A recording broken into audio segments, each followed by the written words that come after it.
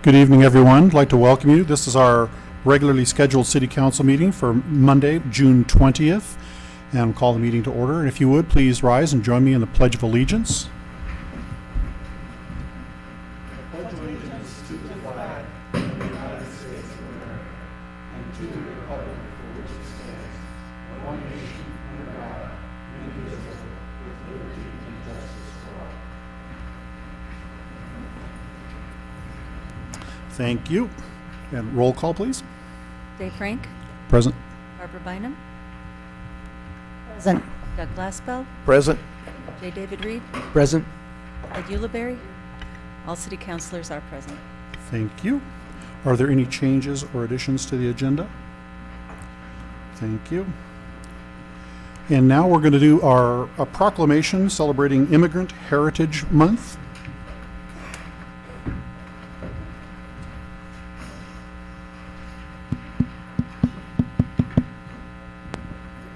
I understand Mr. John Arenas would be joining us.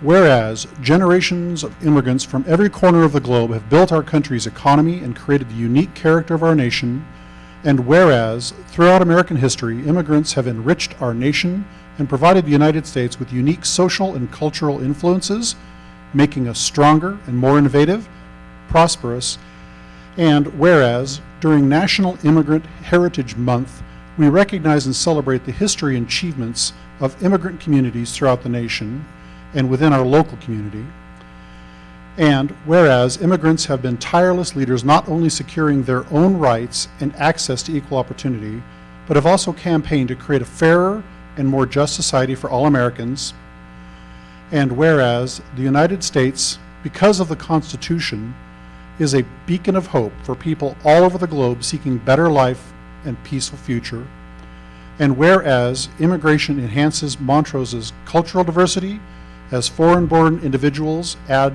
to the variety of languages, customs, and cuisines enjoyed in the city.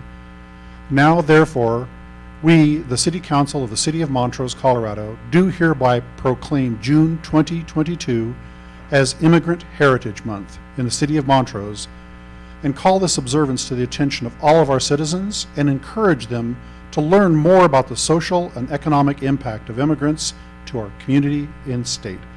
In witness thereof, I have hereunto set my hand and caused to be affixed the official seal of the City of Montrose this 20th day of June, 2022.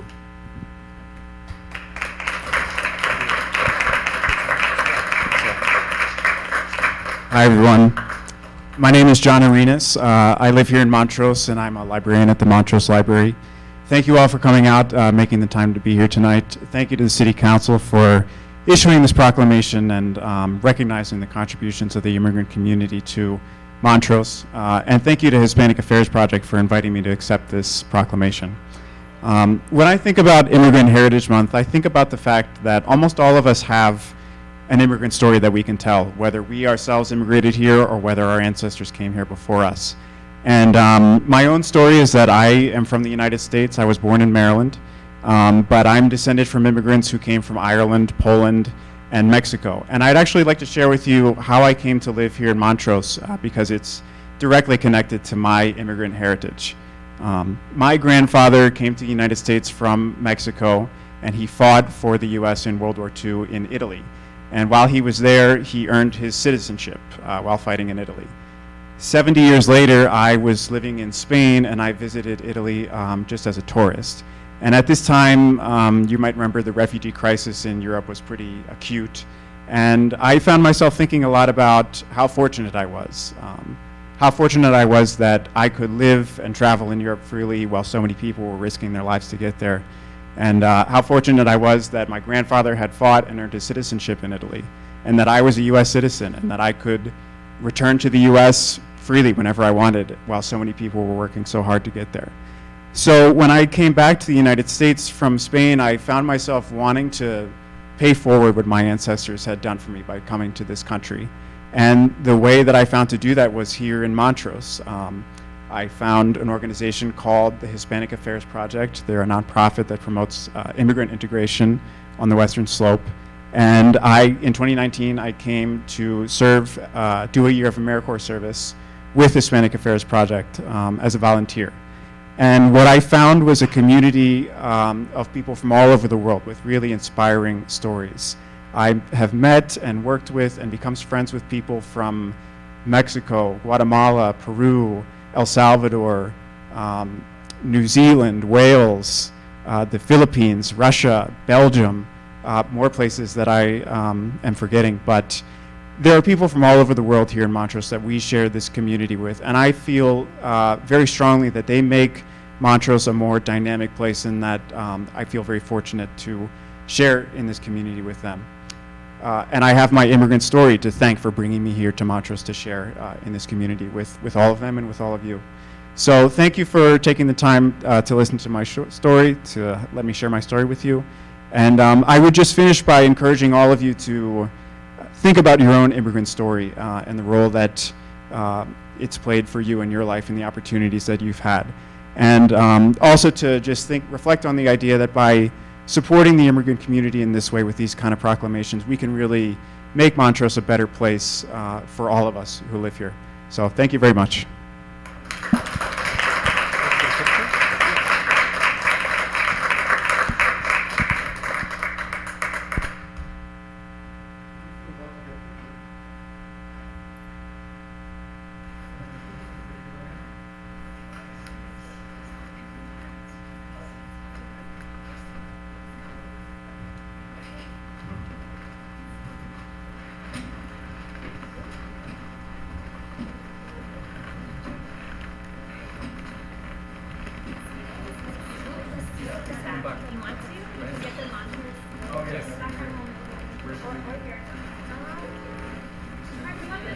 Yes.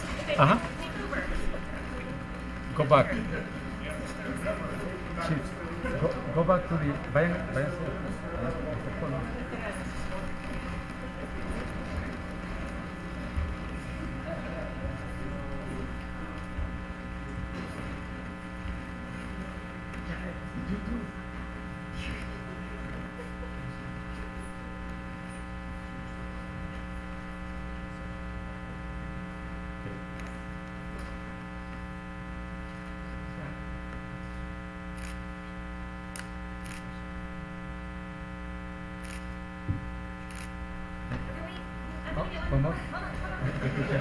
Okay, just in case, really quick. Okay.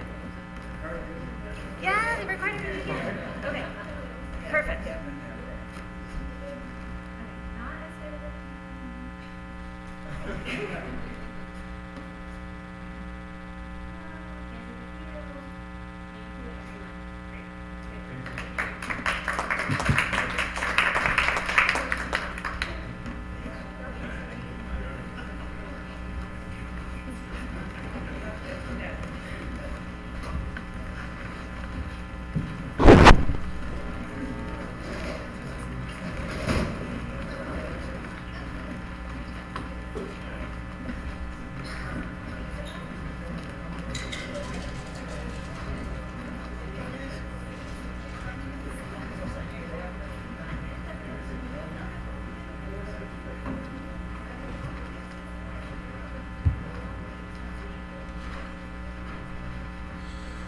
We'll give everybody a moment to clear out here.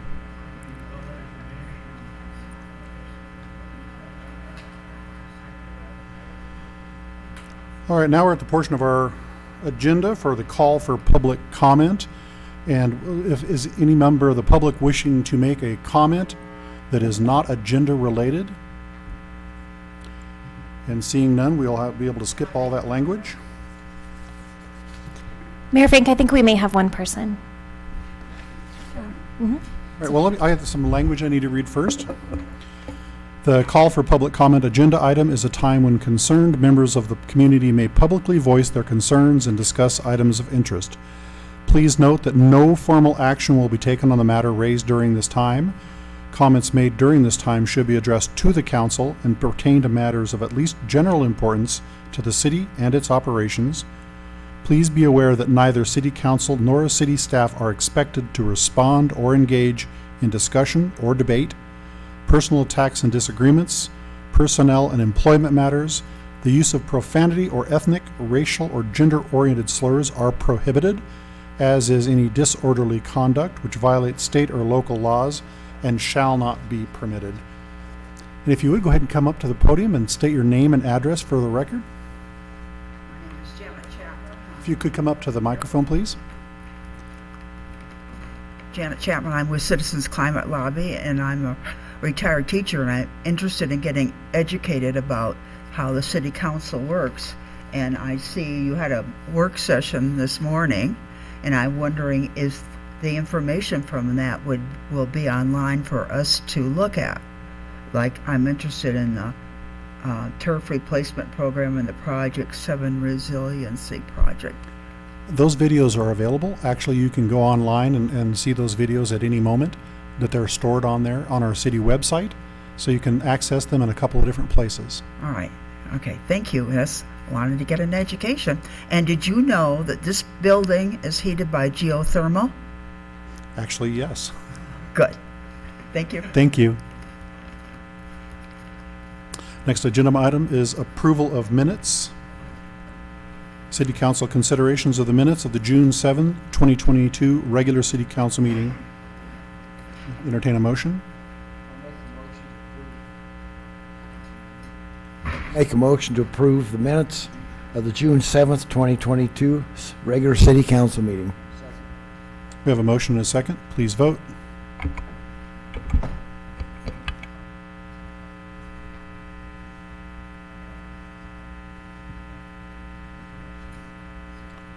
Actually, Barbara abstained because she was not here for that meeting.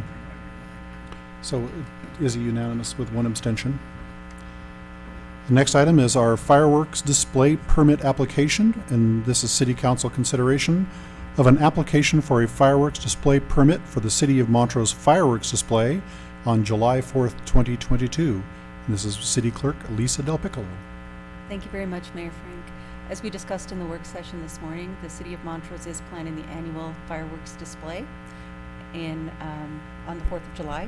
And the city has applied for a fireworks display permit. According to the municipal code, approval of the city council and the fire chief is required. And the process with the fire chief is in progress, and we are looking for approval from the city council. Thank you. Are there any questions from council? Seeing none, we will accept public comment. And seeing none, I would entertain a motion. Mr. Mayor, I move a motion to approve a fireworks display permit for the City of Montrose fireworks display as presented. I'll second that. Motion and a second. Please vote.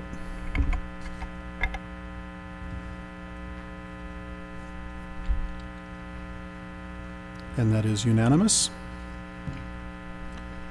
Item number 9, Agenda 2591. This is a second reading, an ordinance of the City of Montrose for the annexation of the 6700 DeJulio addition. And this is Planner, Planner 1, William Reese. And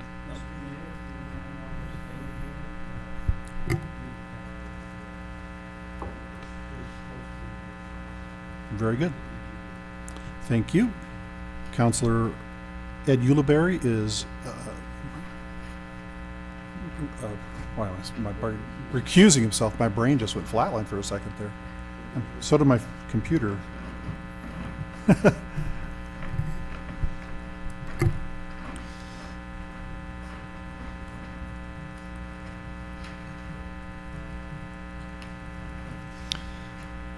All right, well, thank you, Mr. Mayor. Good evening, everyone. Both Ordinance 2591 and 2592 have been brought before you previously, as this is the second reading. However, for the benefit of any members of the public that are interested, either watching now or later, I'll give a very brief overview of the project. The ordinances for tonight are in regards to the annexation and the initial zoning of a property which would serve it as an extension and completion of 6700 Road, and this is just to the south of the intersection with Miami Road. This property is approximately 9.35 acres in size, and it is within the city growth boundary. The property meets the state's contiguity requirements, which is 1/6 of the perimeter has to meet the city borders, and this will allow for the completion of 6700 Road. With all annexations, an important factor to consider is the surrounding zoning. As you can see on either side is existing R1A large estate district zoning, which is also being proposed for this property. There is also an annexation agreement with this that would allow for the reduction in minimum lot depth to 90 feet as opposed to 125 feet, and front setbacks of 20 feet as opposed to 25 feet. The R1A district is intended for large single-family residential lots, which would keep a semi-rural environment. When reviewing the zoning of additions, the proposed zoning should also be consistent with the public health, safety, and welfare. Here is the annexation plat, and this shows the property to be annexed, which can also be viewed in tonight's packet. According to our comprehensive plan, this area is designated as residential mixed density low, which is primarily for single-family homes as well as small numbers of duplexes or groups of townhomes. This land is intended to preserve the traditional building pattern of the existing residential development in Montrose. This land is in Growth Area 1, which represents the most cost-efficient areas for the city to grow and includes unannexed small enclaves. And so, in summary, the area is urbanizing and more than 1/6 of the boundary touches existing city limits. The proposal, along with the annexation agreement, is consistent with the public health, safety, and welfare and the comprehensive plan. Staff recommends approval of the annexation and zoning of the 6700 DeJulio addition. And with that, I'm happy to answer any questions. Thank you, Mr. Reese. Any questions from council? Seeing none, we would accept public comment. And seeing none, I'd entertain a motion. Mr. Mayor, I move to adopt ordinance 2591 on second reading as presented. Thank you. Second. We have a motion and a second. Please vote.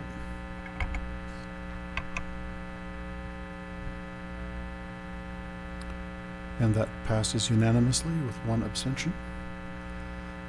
Moving on to next item, ordinance 2592. Again, William Reese, and this is just a continuation. Do you have anything further to add? I have nothing further to add. Thank you. Thank you. Any questions from council? We'll accept public comment. And let me read this whole thing first. City Council consideration of ordinance 2592 on second reading, an ordinance of the City of Montrose, Colorado, providing for the zoning of the 6700 DeJulio addition as an R1A large estate district. And we'll accept public comment. And seeing none, entertain a motion. I'll make a motion to adopt ordinance 2592 on the second reading as presented. Second. There's a motion and a second. Please vote.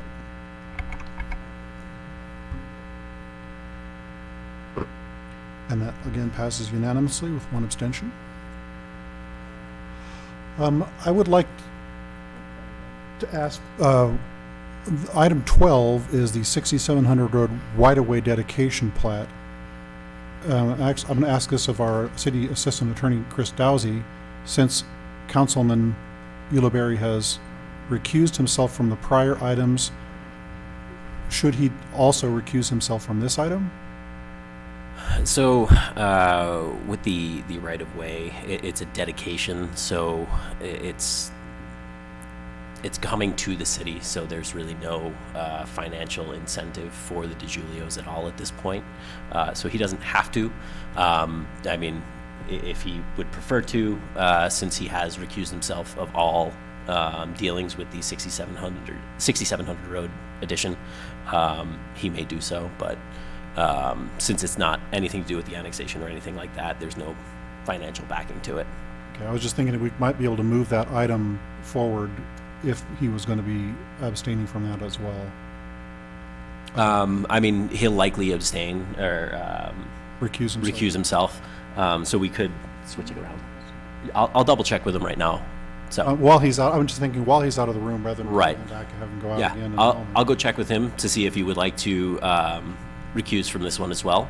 If you could do that really quickly, Yeah, please. absolutely. That way we can switch items 11 and 12, just in the interest of efficiency.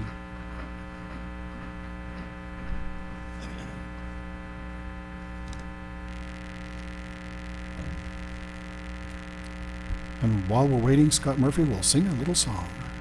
Oh, no. No, not so much.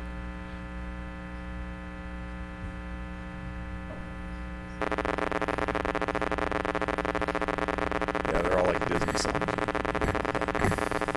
Yeah, if you have kids.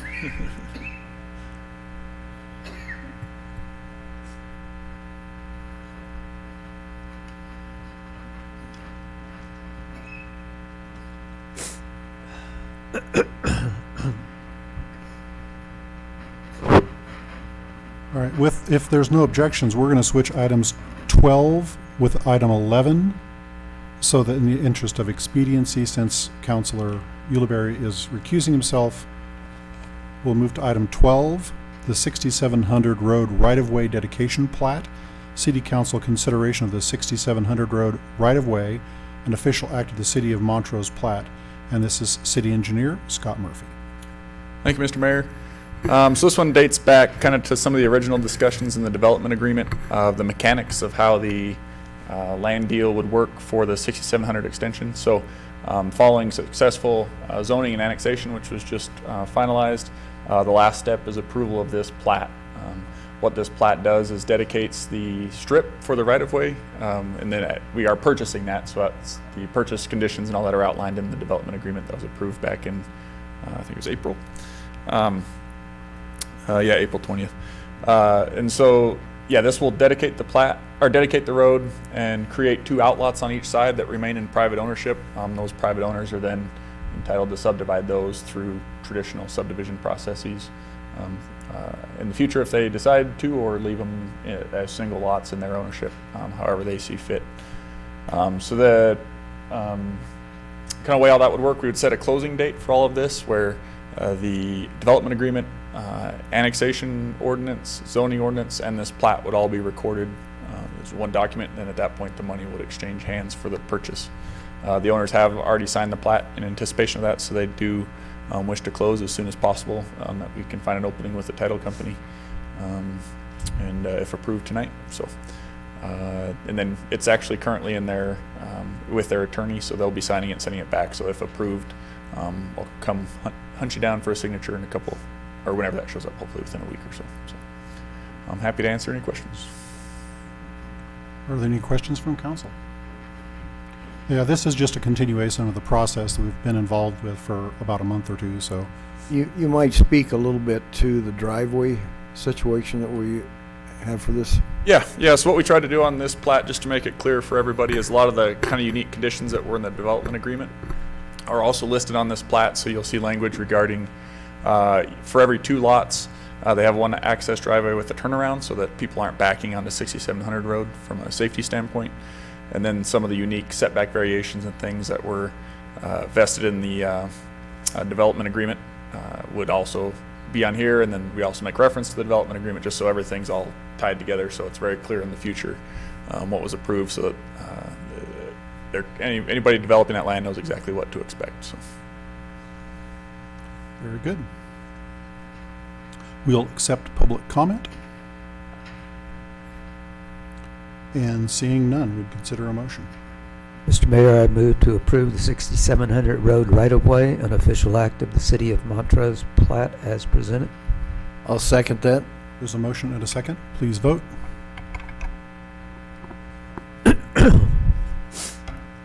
And that again passes unanimously with 1 abstention. Thank you. And now if we could retrieve Mr. Ulibarri.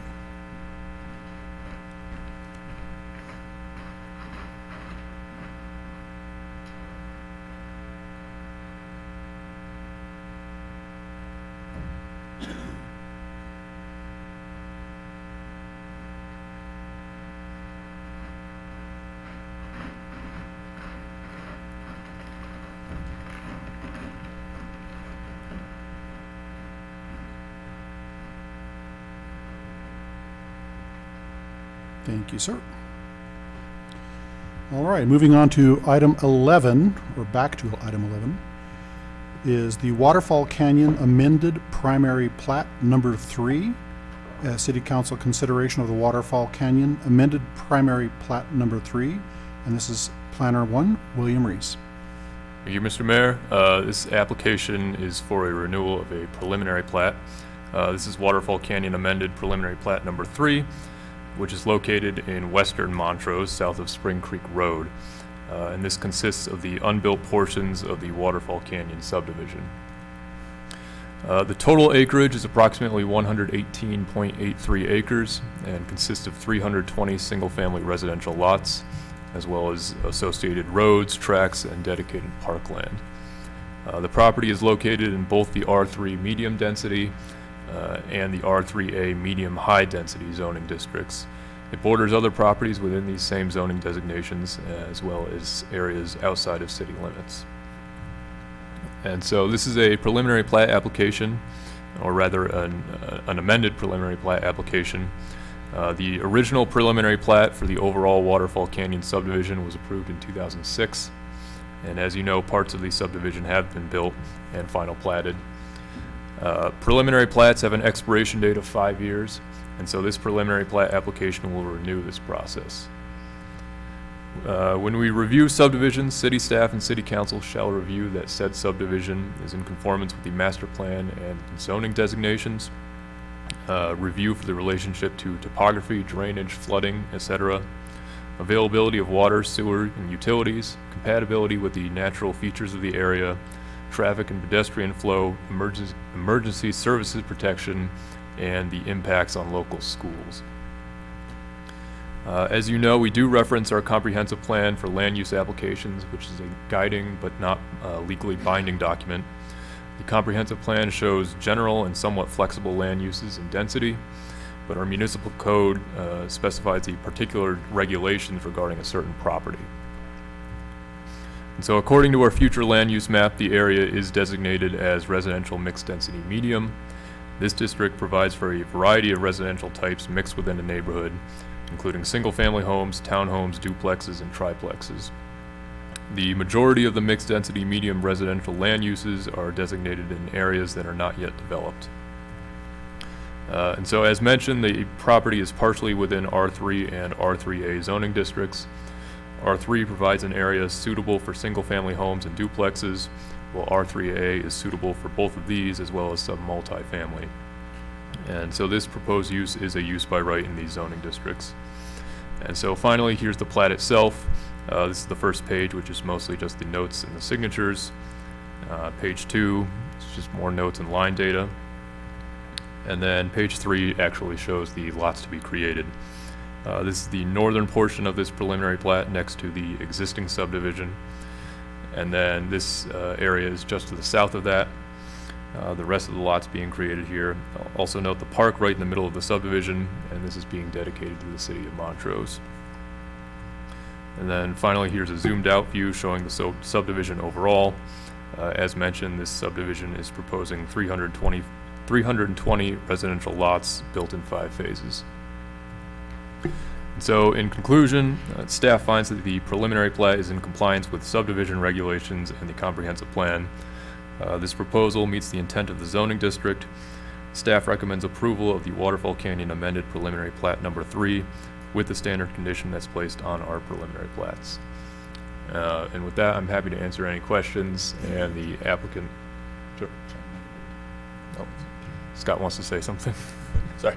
I'll just chime in on a couple of things that have come up, kind of unique changes with this iteration, because we kind of go through this every 5 years. One thing we really focused on this go around was the phasing. So we've heard a lot of people concerned about there only being one entrance in and out of the subdivision. So you'll see on the phasing plan that has been updated to, I think, following this next phase, the 6375 road is extended, creates a second entrance point to help, drain the subdivision, especially in the event of an emergency. The old plans had a connection to, I think it's Orchard Road. That's fully a county subdivision. We don't really have a lot of control over it. We deem that to kind of be undue burden on those county residences, so that's been eliminated from this version.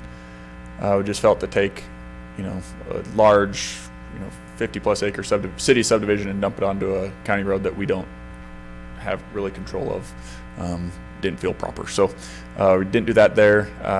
And then, long range, we do have plans for 6375 to go down to East Oak Grove Road. It's outlined in our comp plan.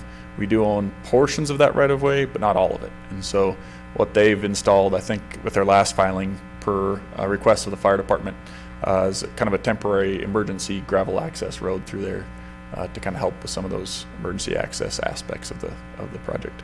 The park itself has been dedicated to the city. The city's kind of working on development of that park as a city project. I think that'll be taking place over the next couple budget years. And then with this filing too, we also made sure to incorporate in all of the recreation trails and what the various phases are and what those will look like. Now that this subdivision is going to get to a large enough mass, we think it's time to start getting some of those walking loops done. So you'll see those in the changes as well. So just wanted to highlight some of the unique ones. Everything else is pretty much the same as what's been previously approved. So. Thank you. Any questions from council?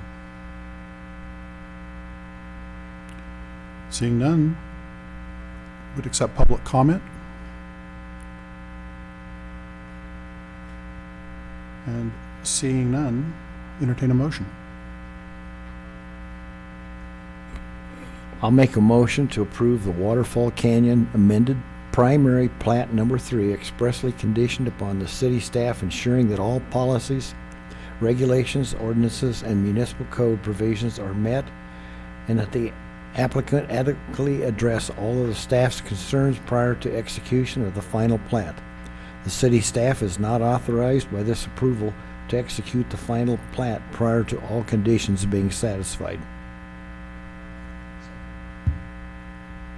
We have a motion and a second. Please vote.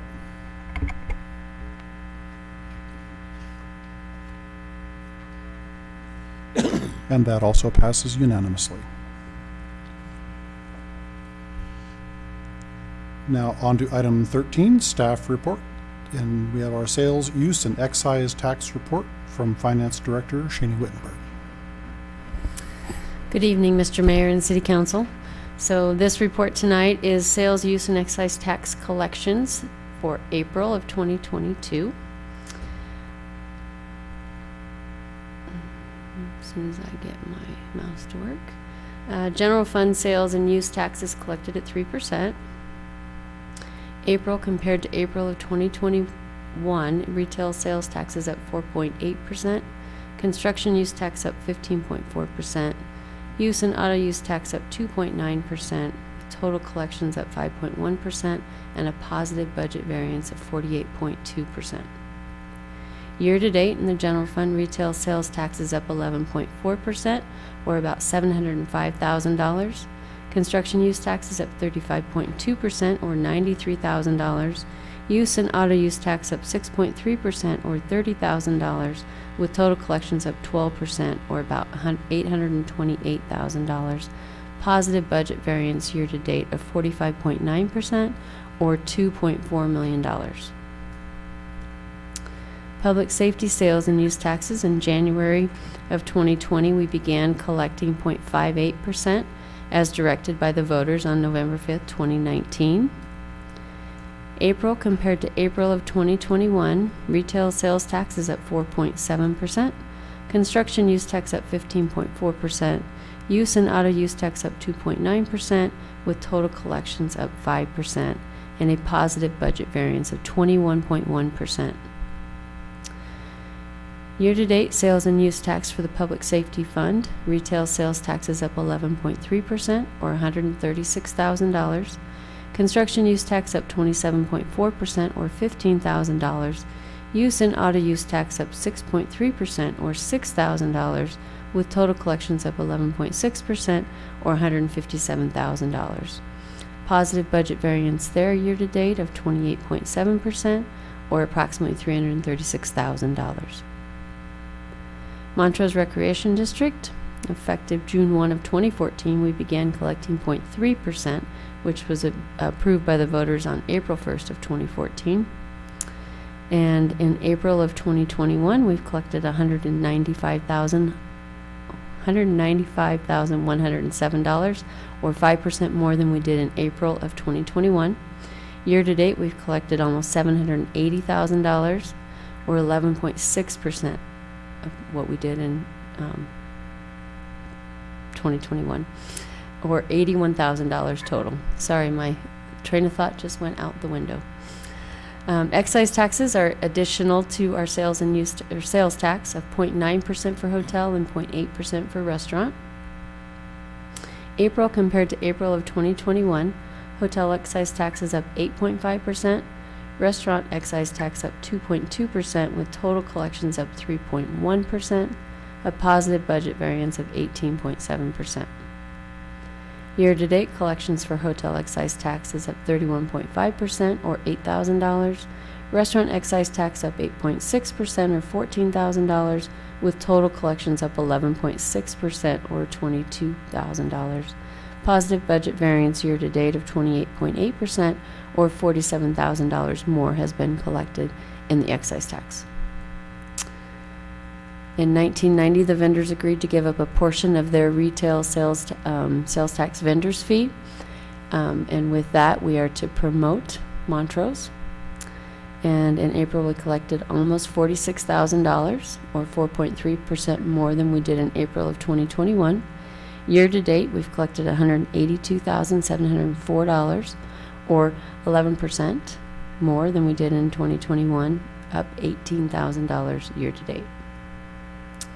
So with that being said, there's a lot of green on that report. So I'll take any questions you may have. Any questions from council?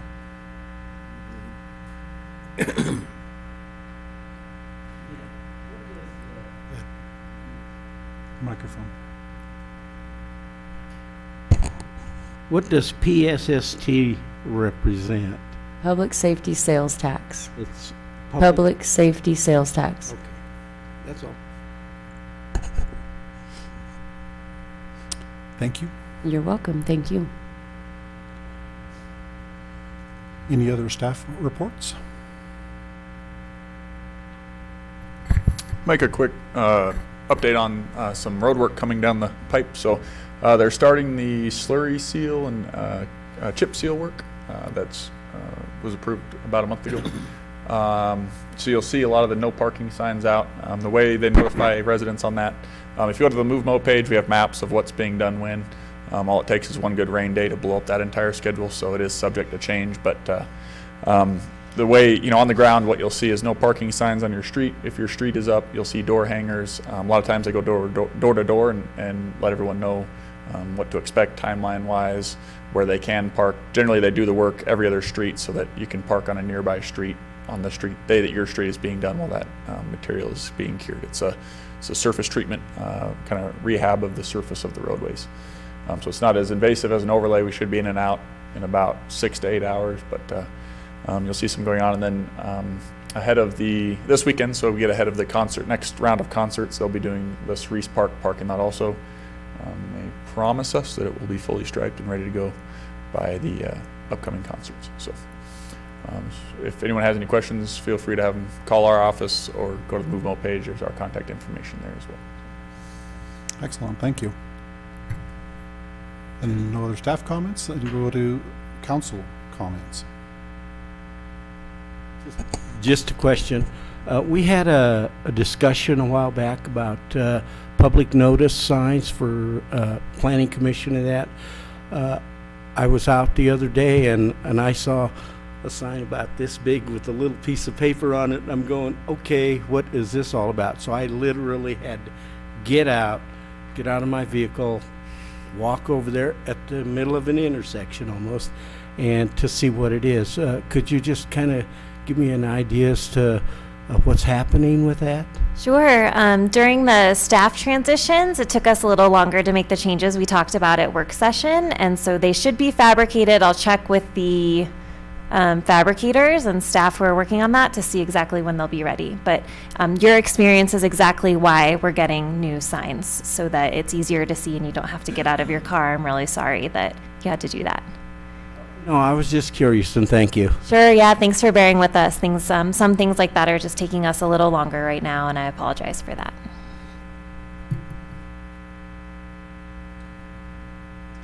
And if no other comments, I would entertain a motion to adjourn. And we are adjourned. Thank you.